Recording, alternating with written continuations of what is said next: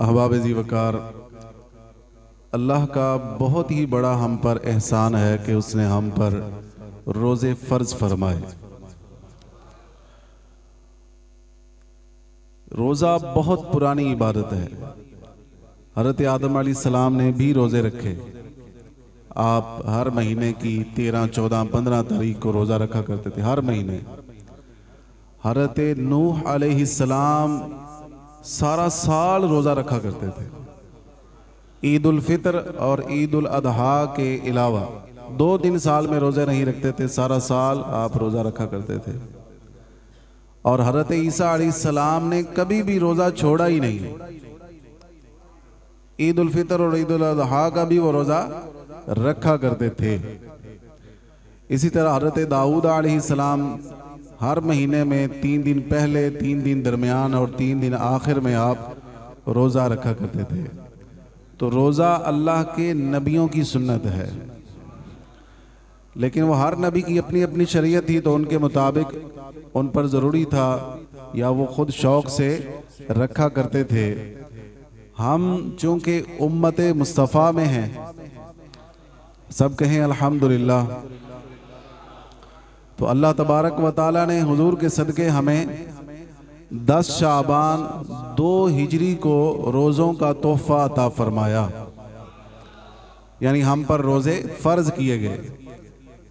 اب پہلے یہ بات سمجھ لیں کہ روزہ کس پر فرض ہے۔ تو روزہ ہر اس شخص پر فرض ہے جو عاقل ہے، بالغ ہے، مسلمان ہے۔ ایک تعریف اس کی یہ ذہن میں رکھ لیں کہ توحید و رسالت کا اقرار کرنے اور تمام ضروریات دین پر ایمان لانے کے بعد ہر عاقل بالغ مسلمان پر، مرد و عورت پر روزہ فرض ہے۔ جس طرح نماز کی فرضیت کا شوق پیدا کرنے کے لیے، نماز کی ادائیگی کا شوق پیدا کرنے کے لیے ہمیں یہ حکم ہے کہ ہم بچوں کو 7 سال کی عمر سے نماز پڑھنے کا حکم دیں، پھر جیسے جیسے آگے عمر بڑھتی جائے انہیں مزید نماز کی تائید کریں، انہیں نماز کا پابند کریں۔ اسی طرح ہمیں روزوں کا شوق پیدا کرنے کے لیے بھی بچوں میں انہیں بچپن سے ہی روزے رکھوانے کی پریکٹس کروانی چاہیے۔ دوسری بات یہ ہے کہ روزہ فرض ہونے کا مقصد کیا ہے۔ روزہ فرض ہونے کا مقصد کیا ہے؟ تو مقصد ہے، قرآن کریم میں اللہ تبارک و تعالیٰ نے یہ مقصد بیان فرمایا، لعلکم تتقون، فرمایا تم پر روزے اس لیے فرض کیے گئے کہ کہیں تم پرہیزگار بن جاؤ، تقوی اور پرہیزگاری کا زیور اختیار کر لو۔ یہ تقوی اور پرہیزگاری کیوں ضروری ہے؟ اس لیے کہ ہم اللہ کی بارگاہ کے پسندیدہ ہو جائیں۔ اور اللہ کی بارگاہ کے پسندیدہ لوگ کون ہیں؟ فرمایا ان اکرمکم عند اللہ اتقاکم، اللہ کی بارگاہ کے پسندیدہ لوگ وہ ہیں جو تم میں زیادہ متقی اور پرہیزگار ہیں۔ ہم کس کو عزیز رکھتے ہیں اور کس کو عزیز نہیں رکھتے، ہمارے اپنے اپنے پیمانے ہیں، اپنے اپنے معیار ہم نے گڑے ہوئے ہیں، لیکن رب کا معیار اور ہے۔ اللہ کے نزدیک جو زیادہ مال و دولت والا ہے، بڑے منصب والا ہے، بڑی کرسی والا ہے اور بڑے خاندان سے تعلق رکھتا ہے، وہ عزت والا نہیں، یہ عزت کا معیار نہیں ہے۔ فرمایا اگرچہ اس کے پاس کچھ نہ ہو، وہ کسی کلی میں سوتا ہو، لیکن وہ متقی پرہیزگار ہے، اپنے رب کی حدود کا خیال کرنے والا ہے، رب سے ڈرنے والا ہے، اللہ کی اطاعت اور فرما برداری کرنے والا ہے۔ فرمایا وہ سب سے افضل اور اعلیٰ ہو جاتا ہے۔ پھر اس منزل کو جس نے جتنا پانے کی کوشش کی، اللہ تعالیٰ نے اس کو اس قدر ہی بلند رتبے عطا فرمائے۔ اسلام میں ایک بات یہ بھی سمجھ لیں، ہر عبادت کے فرض ہونے کی، لازم ہونے کی کوئی نہ کوئی وجہ اور حکمت ہوتی ہے۔ جیسے جو طواف کرتے ہیں، حج اور عمرہ کرنے کے لیے جاتے ہیں، ان پر صفا مروہ کی سعی واجب ہے۔ صفا مروہ کے درمیان دوڑنا واجب ہے۔ یہ کیوں واجب قرار دیا گیا؟ اس لیے کہ جب حضرت ہاجرہ رضی اللہ تعالی عنہ اپنے پیارے لخت جگر حضرت اسماعیل علیہ السلام کے لیے پانی تلاش کرنے کی طلب میں آپ دوڑی، ان دو پہاڑیوں کے درمیان آپ نے چکر لگائے، تو یہ ادائے ہاجرہ اللہ کو پسند آ گئی۔ اللہ نے اپنی نیک بندی کی ادا کو قیامت تک زندہ رکھنے کے لیے حاجیوں پر، عمرہ کرنے والوں پر سعی کو واجب قرار دے دیا۔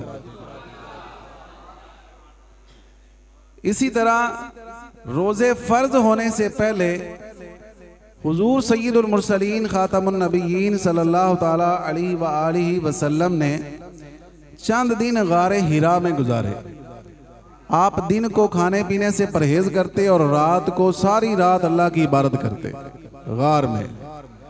تو اللہ تعالیٰ کو اپنے محبوب کی یہ ادا اس قدر پسند آئی کہ قیامت تک اس ادا کو زندہ رکھنے کے لیے اللہ تعالیٰ نے امت مسلمہ پر روزے فرض فرما دیے۔ تو روزہ در حقیقت ایک محبوب کی ادا کا نام ہے، در حقیقت حضور کی ایک سنت ہے، حضور کی ایک ادا ہے۔ اللہ کو یہ ادا پسند ہے اور رب کو یہ بھی پسند ہے کہ میرے محبوب کی اداؤں کو میرے محبوب کے امتی، ان کے غلام ادا کیا کریں، ان کی سنتوں پر عمل کیا کریں۔ اب روزے کے متعلق چند ایک احادیث مبارکہ آپ کے گوش گزار کروں گا، ذرا سننے کا شوق ہے تو سبحان اللہ فرما دیں۔ 11ویں شریف کی نسبت سے 11 حدیثیں ہیں، کچھ پریشان ہو گئے اور کچھ سبحان اللہ جنہوں نے ذوق سے کہا سبحان اللہ۔ بھئی 11 حدیثیں ہیں لیکن کوئی لمبی لمبی نہیں، ایک ایک لائن کی حدیث پاک ہے، لیکن آپ سنیں گے آپ کا ایمان تازہ ہو جائے گا۔ حضور سید دو عالم صلی اللہ تعالیٰ علیہ وسلم کا ارشاد ہے، بخاری شریف کی حدیث پاک ہے، فرمایا جنت میں ایک دروازہ ہے جس کا نام ہے ریان۔ کیا نام ہے؟ ریان۔ فرمایا اس دروازے سے قیامت والے دن روزہ داروں کے علاوہ اور کوئی بھی داخل نہیں ہوگا۔ فرمایا جائے گا روزے دار کہاں ہیں؟ روزے دار کھڑے ہوں گے، انہیں اعلان کیا جائے گا، سب آئیں گے اور اس دروازے کے تھرو جنت میں داخل ہو جائیں گے، اور اس کے بعد یہ دروازہ بند کر دیا جائے گا، پھر دوبارہ اس سے کوئی اور داخل نہیں ہو سکے گا۔ اللہ تعالیٰ روزے دار کو قیامت کے دن یہ مقام عطا فرمائے گا کہ جنت کا ایک دروازہ ہی اللہ تعالیٰ نے روزے داروں کے لیے خاص فرما دیا۔ دوسری حدیث مبارکہ فرمایا جس نے رمضان کا روزہ رکھا، اس کی حدود کو پہچانا، روزے کے حقوق کو ادا کیا، جس چیز سے بچنا چاہیے اس سے بچا، اور جو پہلے گناہ کر چکا یہ روزہ ان تمام گناہوں کے لیے کفارہ بن جائے گا۔ لیکن یہ ہے کہ بندہ روزے کا حق ادا کرے۔ تیسری حدیث مبارکہ فرمایا جس نے اللہ کی راہ میں ایک دن کا روزہ رکھا، اللہ عز و جل اس کے چہرے کو جہنم سے 70 سال کی مسافت دور فرما دے گا۔ یعنی ایک جگہ پہ ہمیں پہنچنے کے لیے 70 سال لگ جائیں، اتنا فاصلہ اللہ تعالیٰ جہنم اور بندے کے درمیان پیدا فرما دیتا ہے۔ اور چوتھی حدیث مبارکہ فرمایا جس نے ایک دن کا روزہ اللہ کی رضا حاصل کرنے کے لیے رکھا تو فرمایا اللہ اسے جہنم سے اتنا دور کر دے گا جتنا ایک کوا اپنے بچپن سے اڑنا شروع کرے یہاں تک کہ بوڑھا ہو جائے۔ اور کوا جو ہے یہ پرندوں میں بڑی لمبی عمر پانے والا پرندہ ہے، کم از کم 500 سال اس کی عمر ہوتی ہے۔ اگر اس کو کوئی حادثہ پیش نہ آئے تو 500 سال تک یہ زندہ رہ سکتا ہے۔ تو اللہ تعالیٰ ایک روزے کی برکت سے بندے اور جہنم میں اتنا فاصلہ پیدا فرما دیتا ہے۔ پانچ تن کی نسبت سے پانچویں حدیث، فرمایا جس نے ماہ رمضان کا ایک بھی روزہ خاموشی سکون سے رکھا، فرمایا اللہ تبارک و تعالی اس کے لیے جنت میں ایک گھر بنائے گا۔ وہ کیسا ہوگا؟ سرخ یاقوت سبز زبرجد کا ایک عالی شان محل اللہ اس کو عطا فرمائے گا۔ خواجہ غریب نواز کی چھٹی شریف اور چھٹی حدیث مبارکہ، فرمایا ہر شے کی زکوٰۃ ہوتی ہے اور جسم کی زکوٰۃ روزہ ہے۔ اور ساتویں حدیث مبارکہ، فرمایا روزہ دار کا سونا بھی عبادت ہے، بندہ چپ رہے تو اللہ تسبیح کا ثواب عطا فرماتا ہے، اور فرمایا جو دعا مانگے اللہ دعا بھی قبول کرتا ہے، جو عمل کرے اللہ اس عمل کو بھی قبول فرماتا ہے۔